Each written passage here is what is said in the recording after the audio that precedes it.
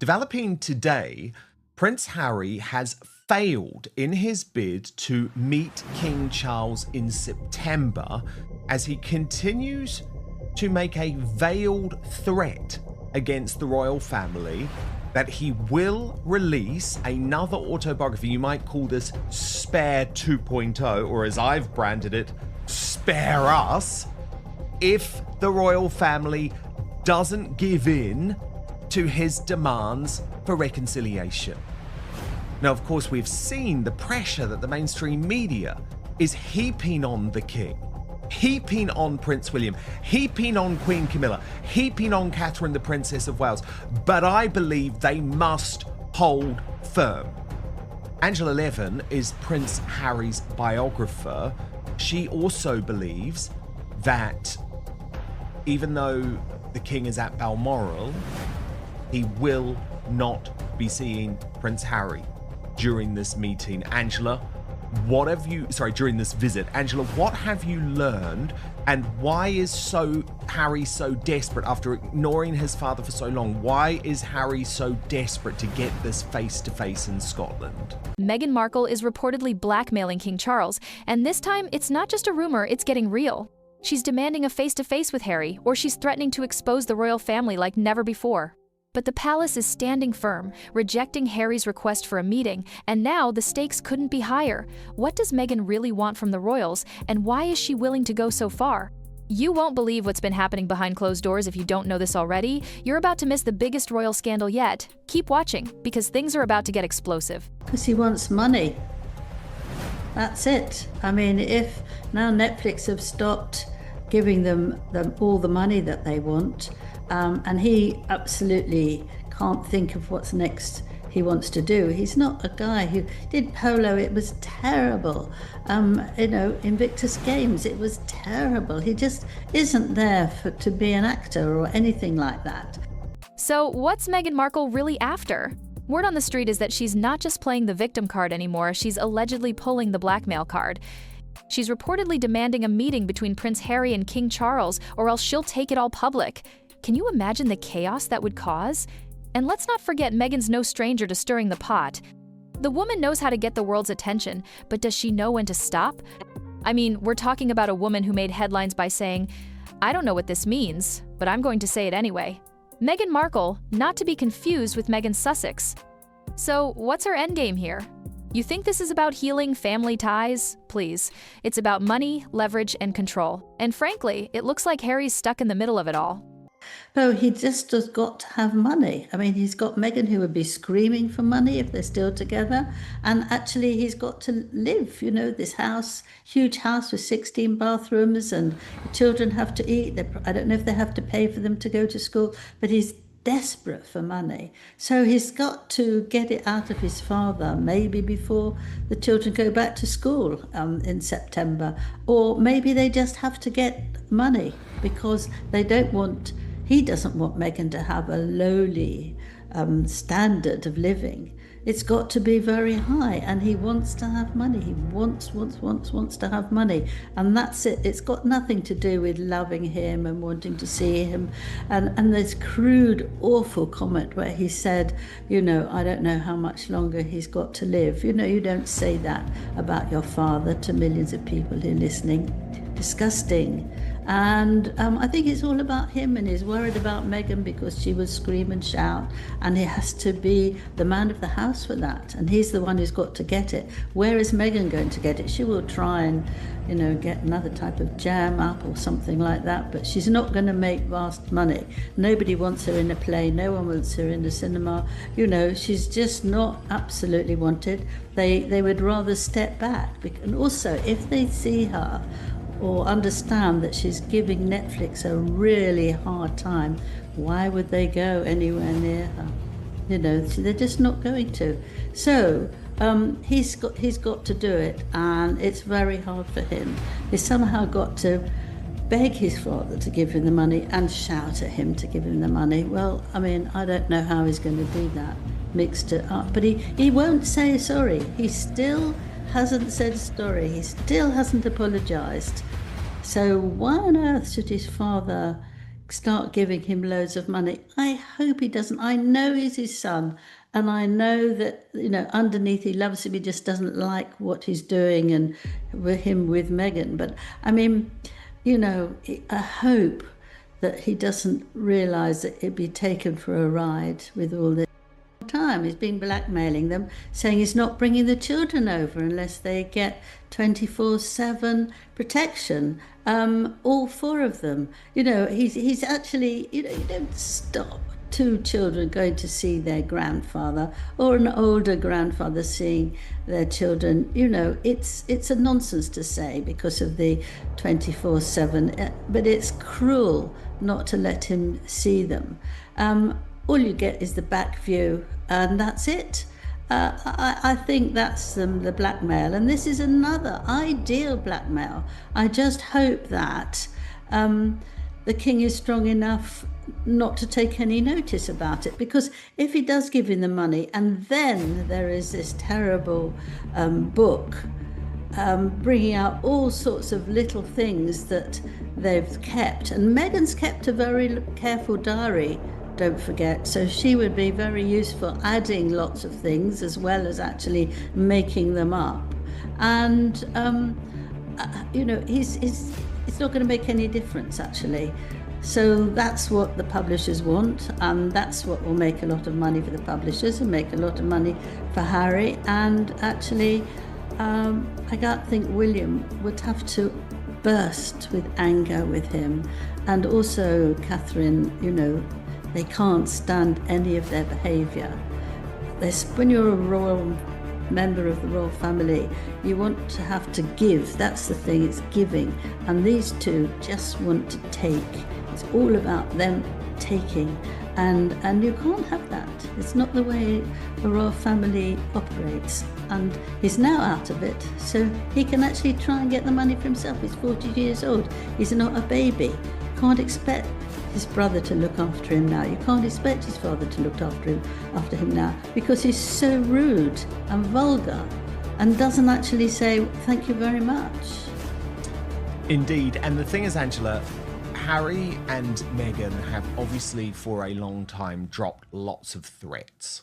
Okay, there's always been threats. Oh, do you remember when Meghan said, well, I've discovered my diary. I've discovered my diary. And it was all about that sort of dog whistle to the royal family of there could be more to come. But the problem is that she knows that she doesn't want to have to release a book until after the divorce, because that's when the real money is. My team mocked this up, the potential cover for Meghan's book, which I think is quite appropriate, Angela, spare part. But in all seriousness, it is getting to the point, Angela, very good, isn't it? But it is getting to the point where she potentially might have to write the book earlier than planned, because she needs the money. Yeah, but people are not going to believe it. People won't. People were first shocked by the first book and then realised that it was a load of lies. And actually, she's not exactly popular now. 19% of people quite like her. And if she does that, she'll just be out. People won't buy her jam and her drinking or anything. And although she would like it, I think that the royal family would rise above it, because that proves that she's awful and that you couldn't have told her anything, because she wouldn't have said, okay, now I know XYZ, I'm not going to tell you, I'm not going to tell anybody anything, I promise, I'm so grateful. But I've never heard a word of gratitude in the 5 years, so she's not going to do that. She's just going to enjoy and wallow in trying to bring them down. And I think they shouldn't give them the money, and they should just carry on, not look at the book, shut the television off, and try it that way. In a lifetime, I don't think you would ever find anything so hideous and horrible and unkind. And it's shocking to have to know how to deal with it. But you have to be strong. You can't be weak and give in. You absolutely can't. You have to draw all yourself inside and hold on to yourself and not let two brats make your life impossible. Now, the real question, why is the royal family ignoring Harry's plea? King Charles has already turned down Harry's request for a meeting, and sources say it's because they're tired of the drama. After everything Oprah interviews, memoirs, media circus, do they really want to open the door for more? And honestly, can you blame them? Harry's been acting like he's still a royal, giving speeches and making all these big public statements like, "I'm still important." But let's be real, Charles didn't marry a yacht girl, and deadbeat dad is a phrase that doesn't really fit the king. The royals don't have time for this nonsense. If Meghan wants to push, let her. But this family isn't afraid of a little media heat. They've been dealing with scandals since forever, and they've learned how to handle the pressure without caving. It's Meghan who's about to learn that the royal family doesn't bend for anyone. Angela, I do think that is right, but of course, should the royal family be fearful? Or do you feel like actually what Harry and Meghan have said has been so discredited over the years? I mean, if you look at sort of the high point being that Oprah Winfrey interview, and that was where it all fell apart, because of course people like you and I knew that they were lying, but at the time the mainstream media was on their side, the woke mob was on their side. But since that interview, Angela, over the course of 5 years, so much has been blown apart where I don't even know if they were to publish new books, or Harry was to publish a new book and Meghan was to release her autobiography, whether anyone would even believe it, because we know what they would do. The claims would become more fantastical, more ridiculous, more over the top, because, you know, they have to give more. The problem is they put it all out there in that Oprah Winfrey interview. It has been so spectacularly rubbished that she would then have to come back with even more claims. And given she is a proven liar, does it even really matter what she says now? No, I agree. I don't think it matters what she says, because I think people won't listen to most of it. But I think you will get over it. But if you actually read it and see how they dare say those things, I mean, everybody can say, "Oh, I'm fed up with you. Please leave me alone," you know. But if they make that as the start of a chapter, "This is what they say to me," you know, it's going to be different, because you can't say, "I never did anything like that." It's just choosing what they use, that you can say, "Well, I'm sorry I did that, but I'm not perfect. But on the whole, I am kind and I did look after them." I know the king looked after Meghan beautifully. He was thrilled she started. It was only after a while when he realised that she was complaining she couldn't get out. She was stuck there. She couldn't go anywhere. And she'd flown off all around different countries without any trouble at all. They wouldn't let her have a passport. And that she got it. You know, that was a great big lie. There's anything, they're just going to think anything they can think of. But we've all got to sort of not take any notice, or take notice and laugh, or just say, "Gosh, I knew that she'd be awful about this," and move on. You know, you can if you expect it a bit. The first one they didn't expect was just appalling, but this one, I can't imagine there being a single nice word there. So, you know, this will happen, and I hope people won't buy it as much as they bought the other one, but I expect they will, because they can't probably believe what she dares. Here's the twist. Meghan's not just pushing for a reunion, she's allegedly threatening to expose royal secrets unless she gets what she wants. Classic Meghan, right? Always stirring the pot. But seriously, who's still buying this? After the first book, we all saw through the drama. Now she wants to turn the heat up with another shocking revelation. But what's the endgame? More fame? More money? Or is this just her way of staying relevant? Let's be real, there's no empire here, just a lot of noise. What empire? Someone asked. Good question. If you're looking for one, you won't find it in Hollywood. About William and Catherine, because it's been really interesting actually where they are going to end up. And I was actually the first to report, Angela, this was a couple of years ago now, that they were eyeing up Royal Lodge, which we know is where Andrew lives, and they were hoping that the Duke of York, because he was disgraced, would be happy with a move to Frogmore Cottage, which had obviously been beautifully done up quite recently by Prince Harry and Meghan Markle. But that's not happening. That is off the table. Andrew is very, very clear. Nothing is going to get him out of Royal Lodge, because he has that lease. And Adelaide Cottage, which is where William and Catherine are now, is obviously a very beautiful house, but small. You know, they can't have any staff or anything like that within the property.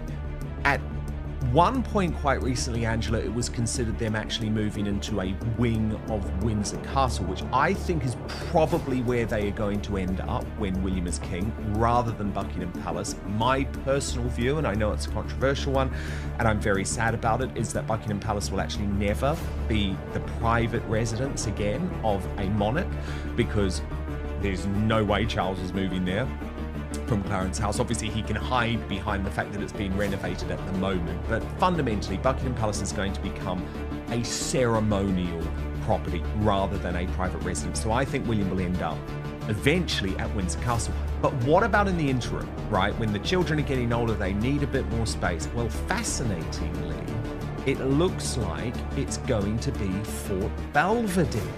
Now, this is where Edward VIII sealed his abdication, Angela, and there's some fascinating details in this article from the Mail on Sunday, which I'll take you through. They revealed, their defence editor Mark Cookham revealed, for 3 years the Prince and Princess of Wales have brought their children up at Adelaide Cottage, a peaceful refuge in the grounds of Windsor Castle. But the cosy 4-bedroom house, which is relatively modest by royal standards, was never going to be the forever home for William, Kate, Prince George, Louis, and Princess Charlotte. Royal sources have told the Mail on Sunday that the Prince and Princess are considering upsizing to a grander residence. One option, according to sources, could be Fort Belvedere, a magnificent Gothic revival mansion nestled in a hidden corner of Windsor Great Park. Built in the 18th century, Fort Belvedere became the favourite home of Edward VIII, who lived there before he became monarch and after he abdicated to marry Wallis Simpson. In fact, it was there that he signed the papers which sealed his infamous abdication in 1936. The sprawling Grade 2 listed property is set in 59 acres of grounds and has an outdoor swimming pool and tennis court, which sources say is particularly appealing for Kate and Charlotte, both of whom are enthusiasts. Known as the Fort, the country house also features a rose garden, walled garden, kitchen garden, large greenhouse, stables, 2 lakes, paddocks, and 3 cottages for staff. Several cannons used to be positioned along its battlement.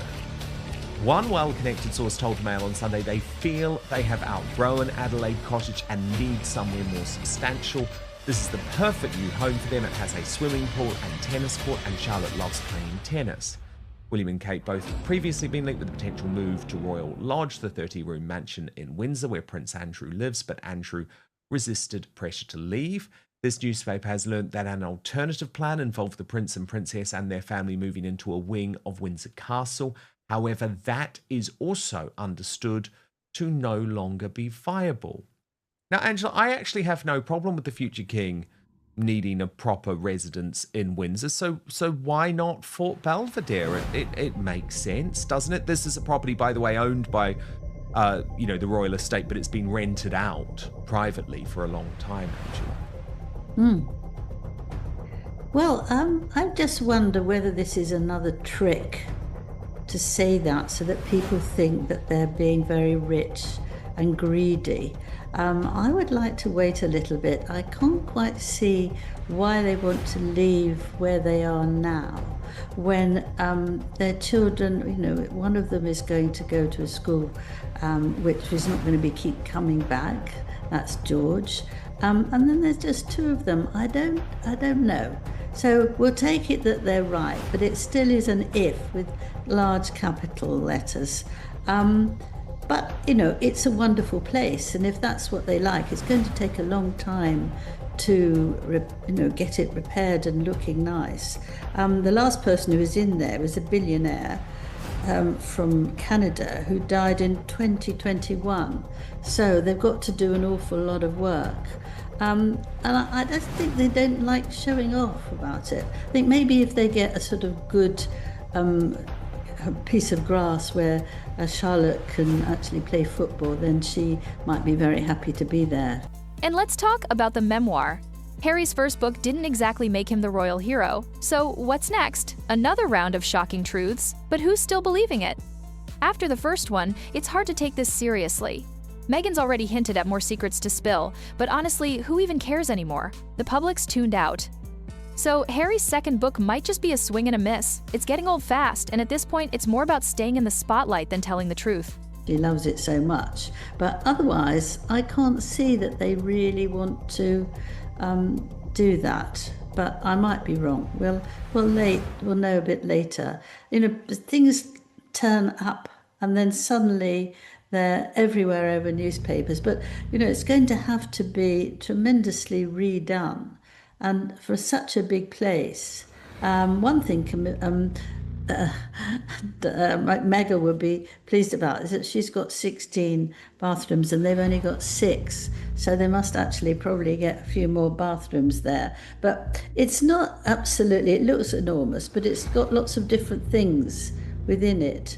But it's going to take years before they can actually have it properly redone.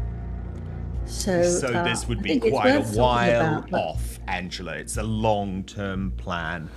Yeah. And yeah, okay. All right, that makes sense.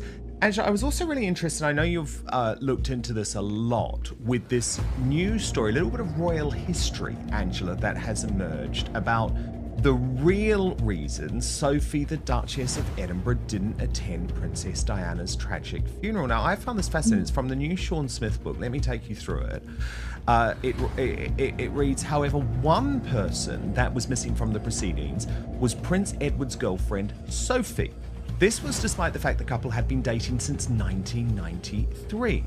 Writing in his new biography about the Duchess of Edinburgh's life titled Sophie, author Sean Smith has revealed that Sophie chose not to attend the funeral because she thought it would be too upsetting for the crowd due to how remarkably similar her and Diana looked in 1997.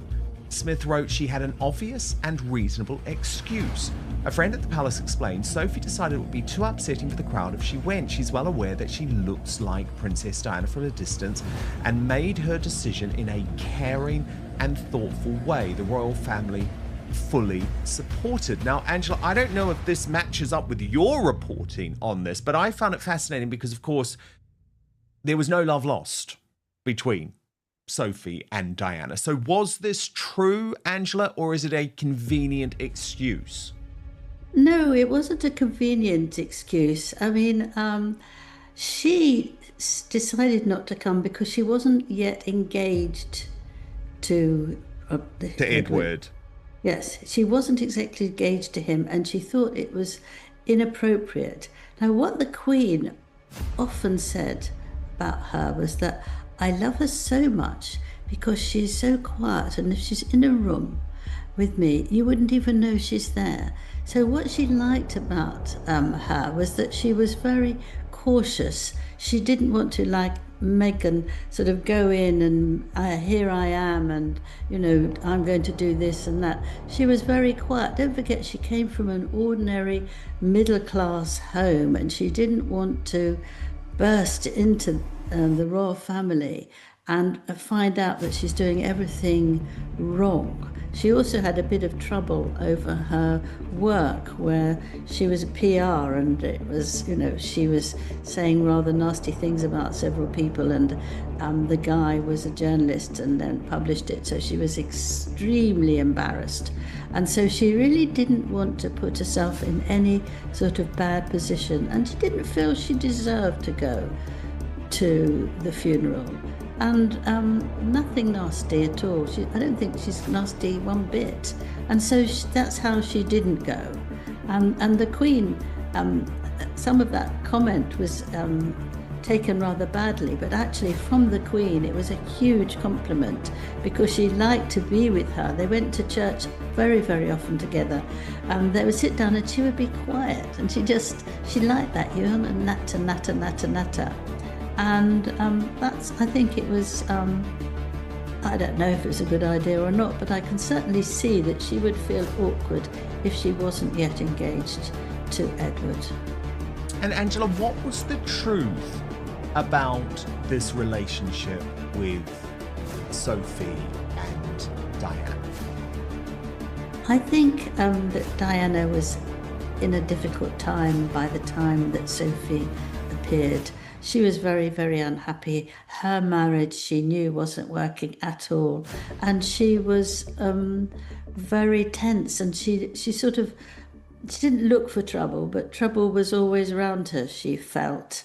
And then when she had, a very attractive, gentle, happy, smiling, laughing girl who came along as well, no, and she would feel a little bit jealous and a bit superior.